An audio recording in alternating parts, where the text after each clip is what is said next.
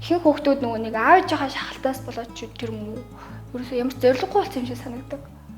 Яг чадвар нь байгаад байдаг тэгсэн ер нь яг яагаад энийг хийх ёстой юм бэ? Яагаад ер нь амьдрах ёстой юм бэ гэдгээ жоохон эргэлзээтэй, жоохон яг яхаа мэдэхгүй төрөгдөлд орсон хүүхдүүд амар их байдаг юм шиг санагдав. Чадвартай ч гэсэндээ яг юу хийх мэдэхгүй байгаа хүүхдүүд нэлээх байдаг юм шиг санагдав. Өөрийн үзэл бодол, оргин тойрны хүмүүсийн үзэл бодолтой зөрчлснөөс үүсээд тэгээд ерөнхийдөө бол яг яах ёстойгоо мэдэхгүй гацаанд орсон.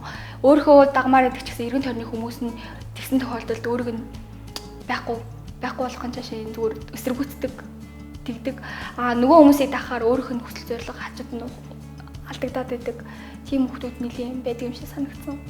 Яг би нэг юм мэдэрч байгаагүй л дээ. Манай аавч хоёр надад амар илэн даланггүй нэг төвшөнд харьцаж миний охин юу юмээр нь хүснээ хий гэж надад тэгдэг байсан болохоор би нэг мэдэрч байгаагүй. Гэтэ орчин тойрноо анзаархад бол томчуудын гаргадаг төгөөмөл алдаа гэвэл хүүхдийг яг хүүхэд гэдэг төвшнөөс харьцдаг.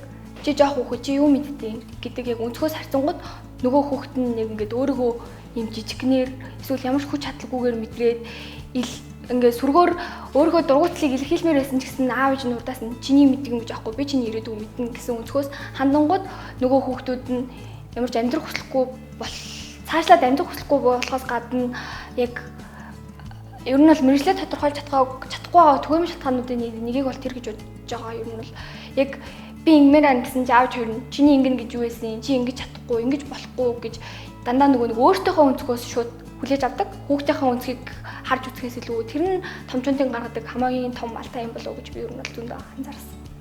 Тэгээд ер нь бол томчуудаас хүсэх юм гэвэл хүүхэдчээсээ хамаагүй яг ижил төвшөнтэй яг чацуу нэг төвшинний хүмүүс шиг харьцуул илүү нээлттэй хүүхдчин ч гэсэн яг өөрийнхөө төлөө ер нь бол тэмцэх хүсэл нь илүү нийслэх юм болов уу гэж би бодож байна.